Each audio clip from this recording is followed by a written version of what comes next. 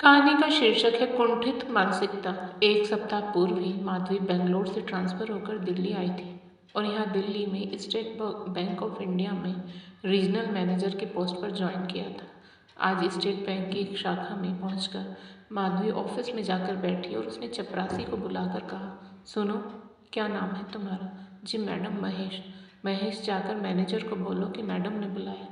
Madam, manager Sanjeev sir अभी नहीं आए हैं। ठीक है, जब भी आ जाए तो बोलना कि मैडम ने बुलाया। संजीव पिछले एक सप्ताह से छुट्टी पर था और आज भी देरी से आया था। चपरासी महेश ने मैनेजर संजीव के आते ही उसे बोला कि सर आपको मैडम ने बुलाया। माधवी अपने सामने टेबल पर रखी लोन की फाइल्स के ढेर से एक एक करके फाइल उठाकर देखने लगी। 5 मिनट पश्चात उसके कानों में आवाज़ आई, मैं आई कम इन मैडम? यस, कहते हुए माधवी ने ज्यों ही सिर ऊपर उठाया तो आने वाला व्यक्ति बुरी तरह चौंकते हुए बोला, माधवी तुम? माधवी भी उस व्यक्ति को देखकर हैरान थी, किंतु उसने जल्दी ही स्वयं पर काबू पाते हुए कहा, कहिए मिस्टर, क्या नाम है आपका? कुछ क्षण की खामोशी के पश्चात वह बोला, मैम संजीव शर्मा। तो मिस्टर संजीव शर्मा, क्या आपको यह भी ज्ञान नहीं है कि अपनी सीनियर अधिकारी को उसके नाम से नहीं वरन मैडम संबोधित करते हैं? Oh, I am sorry madam. Madhavi की डांट सुनते ही संजीव शर्मा का चेहरा बुझ गया। तभी माधवी बोली, मिस्टर संजीव, ये लोन के लिए इतनी फाइल्स कैसे पेंडिंग पड़ी हुई हैं? जिन लोगों के सब पेपर्स कंप्लीट हैं उनको अभी तक लोन सैंक्शन क्यों नहीं हुआ है? तुम जानते हो इससे बैंक को भी नुकसान है और उस व्यक्ति को भी जिसके पेपर्स कंप्लीट हैं और उसे फिर भी लोन के लिए प्रतीक्षा करनी पड़ रही है। जो बेचारे कुछ काम शुरू करना चाहते होंगे और उन्हें लोन सैंक्शन हो जाने की प्रतीक्षा करनी पड़ रही है। जी मैडम, दरअसल पिछले माह मेरी दूसरी बेटी का जन्म हुआ है। बस तभी से लाइफ में कोई ना कोई प्रॉब्लम चल रही है, जिसके चलते मुझे बार बार छुट्टी लेनी पड़ती है।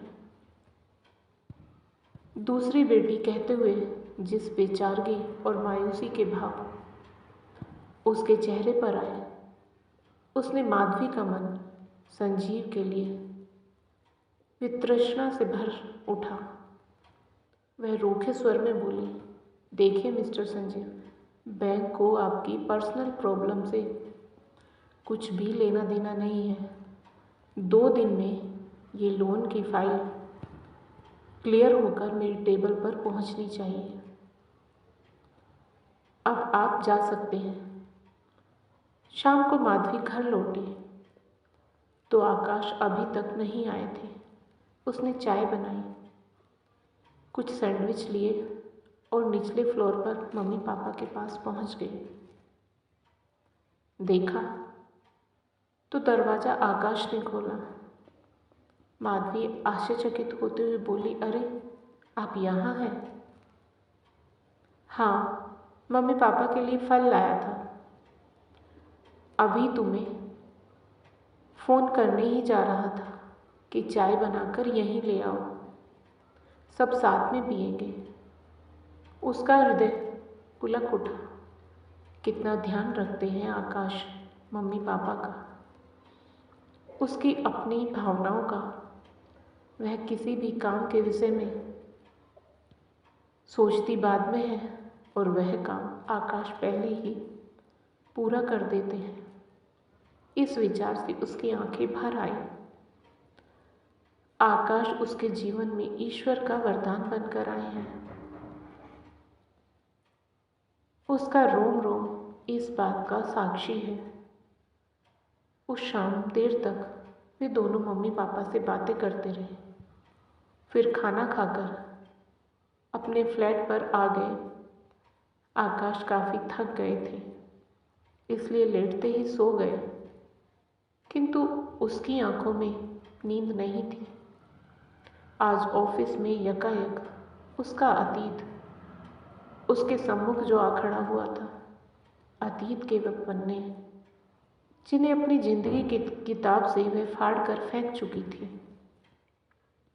न जाने कहाँ से आकर उसकी आंखों के आगे फड़फड़ाने लगे थे। उन दिनों वह एमकॉम फाइनल कर रही थी। उमंग उत्साह से भरी वह अपने जीवन के आकाश में ऊंचाइयों के नए आयाम तय करना चाहती थी। तभी मम्मी की फिक्र ने उसकी उड़ान पर रोक लगा दी। वह हतप्रभ थी। मम्मी, यह अचानक आपको मेरे विवाह की बात कहाँ से सूझ गई? आप तो प्रारंभ से ही लड़कियों के स्वावलंबी और आत्मनिर्भर बनने की हिमायती रही हैं। माधवी बेटा, चाहती मैं भी हूँ कि तुम आत्मनिर्भर बनो, किंतु हमारी समस्या को समझो। तुम्हारे पापा के रिटायर होने में केवल 5 वर्ष शेष रह गए हैं। उससे पहले हम तुम्हारे और मानसी दोनों के विवाह के दायित्व को से मुक्त होना चाहते हैं। रही तुम्हारे आत्मनिर्भर बनने की बात, तो तुम विवाहोपरांत अपने पैरों पर खड़े हो जाना। माधवी ने मम्मी के सुझाव को मान लिया। अब पापा ने उसके लिए लड़के की तलाश शुरू कर दी थी। एक दिन वे सब एक विवाह समारोह में गए थे।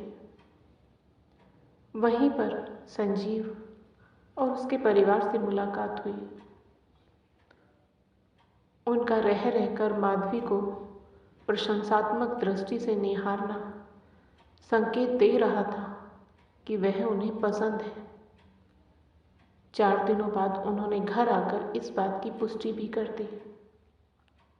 देखने में भी संजीव आकर्षक था और उसके परिवार का ऊंचा स्टेटस, उसकी सौम्यता और सबसे बढ़कर उसकी सरकारी नौकरी इस रिश्ते को स्वीकृत करने में कोई बुराई नहीं थी। सब कुछ तो फर्स्ट क्लास था। 3-4 मुलाकातों में ही माधवी इतना तो जान ही चुकी थी कि संजीव दिल का साफ और स्पष्टवादी है और माधवी को ऐसे लोग पसंद हैं। घर में खुशियों के रंग बिखर गए थे। विवाह की तैयारियां शुरू हो गई थी। दिन भर वह मम्मी के साथ विवाह की तैयारियों में व्यस्त रहती और रात में फोन पर संजीव के साथ अपने भविष्य के सतरंगी स्वप्न बुनती। मानसी की भी अपने होने वाले जीजू से अच्छी दोस्ती हो गई थी। घर में सभी प्रसन्न थे। उस समय कहाँ जानते थे कि अनहोनी दबे पांव उनकी ओर बढ़ रही है। एक सुबह चाय पीते हुए पापा के सीने में तेज दर्द उठा। माधवी ने तुरंत एम्बुलेंस बुलवाई और पापा को लेकर वे लोग हॉस्पिटल आ गए। पापा आईसीयू में एडमिट थे। उन्हें सीवियर हार्ट अटैक आया था। डॉक्टर उपचार में जुट गए थे। घबराहट और वेदना के कारण मम्मी के आंसू रुकने का नाम ही नहीं ले रहे थे। माधवी उन्हें किसी तरह हौसला दे रही थी। यूं भी वह काफ़ी हिम्मत वाली थी। जिंदगी में आई किसी भी विपत्ति में कभी घबराई नहीं थी। किंतु इंसान को जब किसी अपने का कंधा नजर आता है तो सहारा पाने के लिए हाथ खुद ब खुद उसकी ओर बढ़ ही जाते हैं। माधवी ने भी संजीव को फ़ोन कर दिया। कुछ ही देर में वह हॉस्पिटल पहुंच गया। उसके आने से एक सुरक्षा का एहसास माधवी और उसके परिवार को हुआ था। मानो अब सब ठीक हो जाएगा। और सचमुच 2 घंटे बाद पापा खतरे से बाहर आ गए थे। संजीव ने उस दिन ऑफिस से छुट्टी ले ली थी।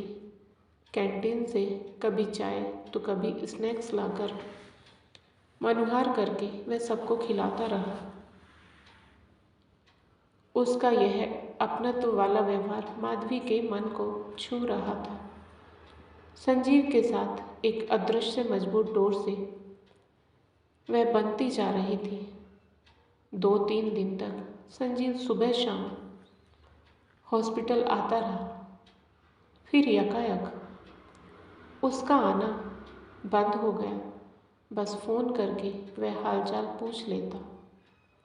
वह हैरान थी। वजह पूछती तो वह व्यस्तता की बात करता। 10 दिन बाद पापा घर आ गए। एक शाम फ़ोन करके संजीव ने माधवी को समीप के कॉफ़ी शॉप में बुलाया। माधवी कॉफ़ी शॉप पहुंची और उसके सम्मुख बैठ मुस्कुराते हुए उल्हाना दिया। कितनी एब्सेंट लग गई है तुम्हारी। जानते हो, पापा मम्मी मानसी सभी याद कर रहे हैं। कल ही हाजिर होने का फरमान जारी किया है। वह एकटक उसका चेहरा देखता रहा। इतने में वेटर कॉफ़ी रखकर चला गया।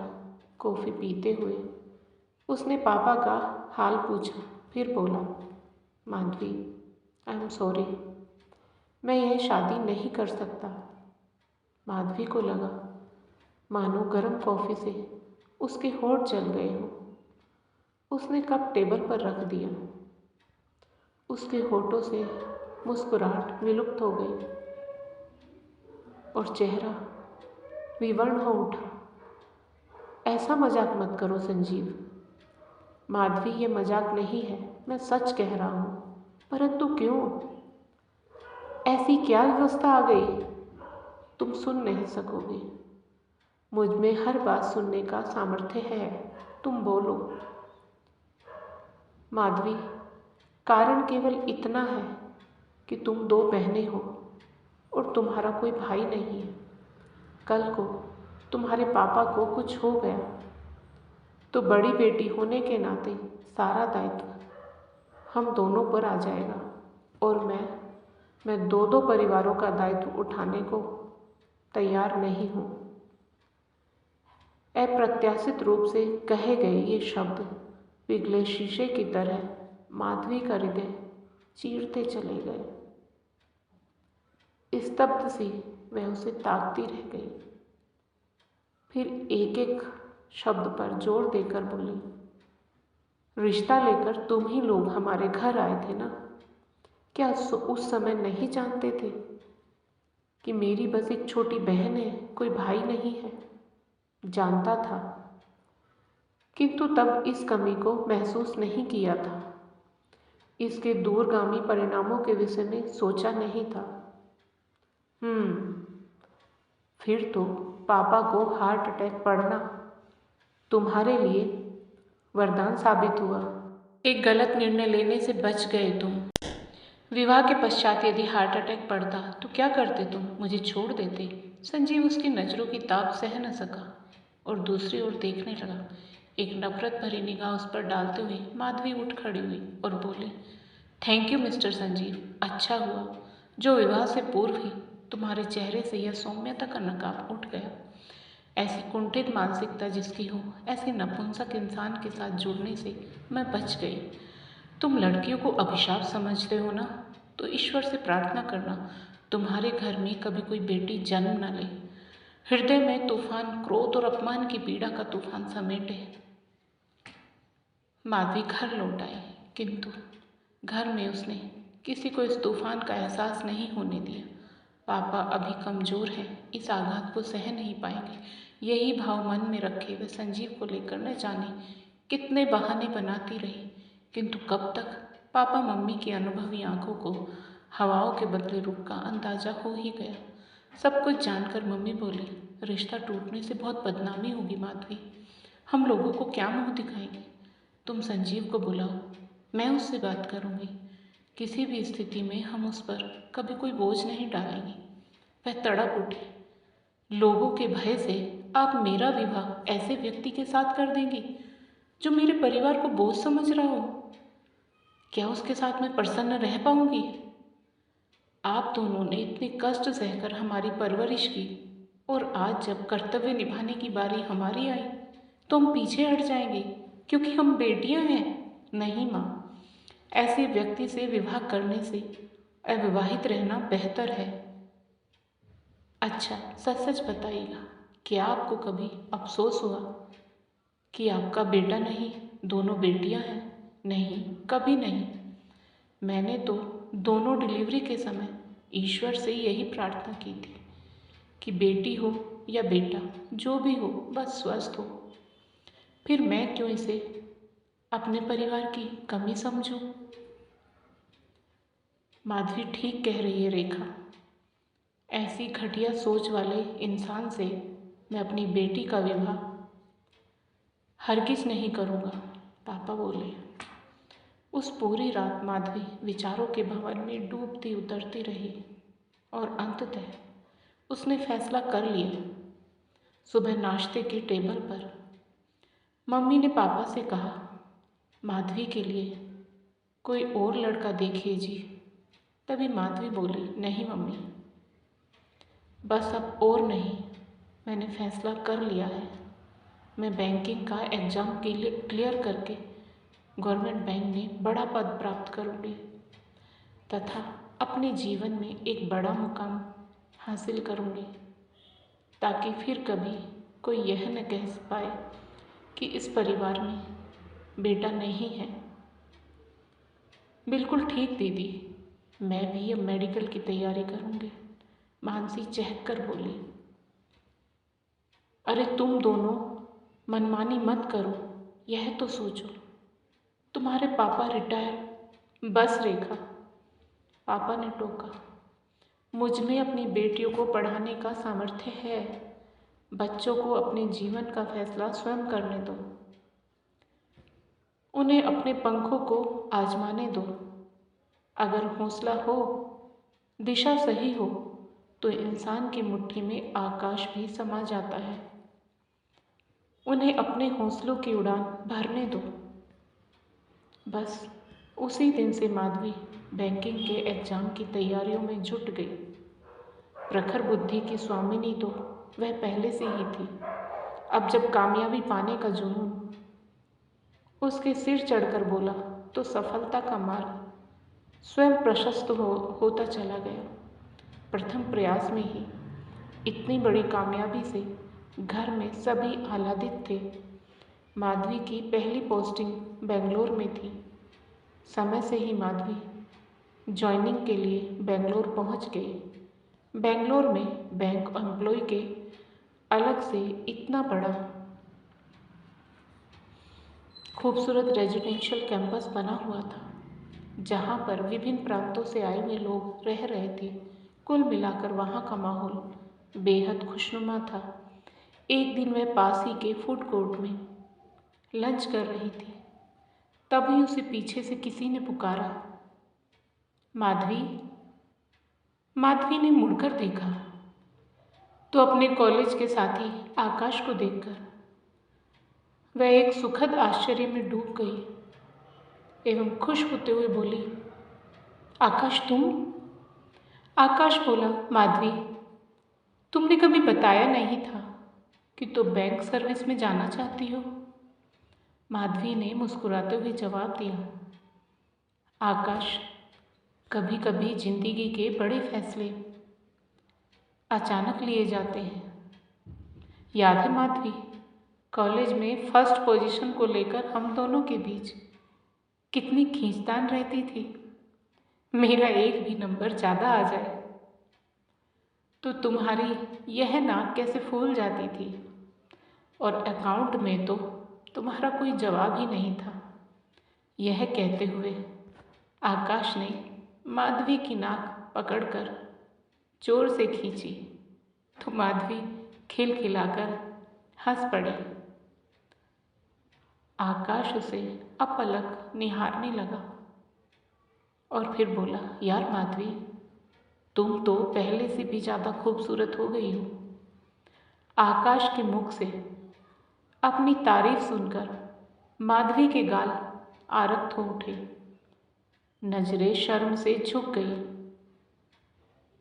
अब तो आकाश और माधवी प्रतिदिन मिलने लगे थे और धीरे धीरे उनकी दोस्ती और प्रगाढ़ होने लगी। जब दो लोगों के बीच सामंजस्यता हो, स्वभाव एक जैसा हो, विचार काफ़ी हद तक मेल खाते हों और सपने एक ही हों, तो अपनत्व का बीज पनपने में समय नहीं लगता और जल्दी ही उसमें कौपल भी स्वतः फूटने लगती है। उन्हीं दिनों आकाश 4 दिनों के लिए अपनी बहन के विवाह में गया।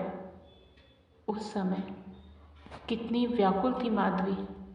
आकाश से मिलने की तड़प ने उसे एहसास कराया कि अपनत्व की ये कौपल प्रेम के नन्हे पौधों में बदल चुकी है। शनैः शनैः 2 वर्ष बीत गए। एक दिन माधवी को पता चला कि आकाश का ट्रांसफ़र दिल्ली होने वाला है। उस दिन सुबह को वह और आकाश कैंपस के पार्क की बेंच पर बैठे हुए थे। यकायक आकाश ने उसका हाथ थाम लिया और भावुक स्वर में बोला, माधवी, मैं तुमसे प्यार करने लगा हूँ और जीवन भर के लिए तुम्हारा साथ पाना चाहता हूँ। तुम मुझसे शादी करोगी? आकाश की आंखों में चाहत के सितारे झिलमिला रहे थे। उसकी छुअन और प्रणय निवेदन से माधवी के शरीर में सिहरन सी दौड़ गई। इससे पहले कि उस मीठी सिहरन से वह मदहोश होती, अतीत की कटु स्मृतियों ने उसकी चेतना को जगा दिया। वह बोली, आकाश, तुम जानते हो हम 2 बहनें ही हैं, हमारा कोई भाई नहीं है। हाँ तो? उसके चेहरे पर असमंजस के भाव थे। तब माधवी ने अपने अतीत को बयां करते हुए आवेश में कहा, स्त्री के लिए सास ससुर की सेवा करना उसका कर्तव्य है, तो पुरुष के लिए क्यों नहीं? सभी अपेक्षाएं स्त्री से ही क्यों की जाती हैं? आकाश ने स्नेह से उसके हाथ को थपथपाकर कहा, भूल जाओ उन व्यर्थ की पुरातनपंथी बातों को। मैं बस एक बात जानता हूँ कि स्त्री तभी अपने ससुराल के प्रति समर्पित होगी जब उसका और उसके रिश्तों का सम्मान किया जाएगा। माधवी, विवाह के बाद कुछ भी मेरा या तुम्हारा नहीं रह जाता, सब कुछ हमारा होता है। पति पत्नी का मात्र शरीर ही नहीं, मन भी एकाकार होना चाहिए। आकाश की बात सुनकर माधवी ने भाव विह्वल होकर आकाश के कंधे पर अपना सिर रख दिया। फिर तो दिन पंख पखेरु से उड़ने लगे और 1 वर्ष पश्चात माधवी की पोस्टिंग भी दिल्ली में ही हो गई। माधवी की दिल्ली पोस्टिंग होते ही दोनों विवाह बंधन में बंध गए। मानसी अपनी मेडिकल की पढ़ाई के लिए मुंबई चली गई थी, इसलिए आकाश जबरन मम्मी पापा को भी मेरठ से दिल्ली ही ले आए और अपनी ही बिल्डिंग में फ्लैट दिलवा दिया। आकाश के मम्मी पापा तो पहले से ही दिल्ली शिफ्ट हो गए थे और आजकल वह दोनों आकाश की दीदी के पास कनाडा गए हुए थे। यह सब बीती बातें सोचते सोचते माधवी नींद के आगोश में समा गई। अगली सुबह वह ऑफिस पहुंची। पार्किंग में कार खड़ी करके वह निकली ही थी कि संजीव वहां आ गया। झिझकते हुए वह बोला, मुझे क्षमा कर दो माधवी, मैंने तुम्हारे साथ कितना गलत किया। आज जब मेरी 2 बेटियां हुई तब मुझे समझ आया कि बेटियां क्या होती हैं। क्षमा किस बात की संजीव? मैं तो तुम्हारी बेहद शुक्रगुजार हूँ। तुम्हारी वजह से ही आज मैं अपनी ज़िंदगी के इस मुकाम पर पहुँची हूँ। और आकाश जैसे सुलझे हुए काबिल व्यक्ति की जीवन संगिनी हो, कहकर माधवी अपने केबिन की ओर चल दी। संजीव ठगा सा उसे जाता देखता रहा। दोस्तों, बेटियों के प्रति समाज में रह रहे कुछ लोगों की यह मानसिकता कब बदलेगी और कब बेटे और बेटी में भेद करना छोड़ेंगे ऐसे लोग? यह यक्ष प्रश्न है। दोस्तों, आपको आज की कहानी कैसी लगी कृपया कमेंट करके अवश्य बताएं। और यदि आपको कहानी पसंद आई हो तो कहानी को लाइक करें, शेयर करें और साथ ही जिंदगी सरिता हिंदी स्टोरी चैनल को सब्सक्राइब करें। फिर मिलेंगे दोस्तों एक और नई कहानी को लेकर। तब तक आप अपने परिवार के साथ हंसते रहिए, मुस्कुराते रहिए, खुश रहिए। राधे राधे प्यारे दोस्तों।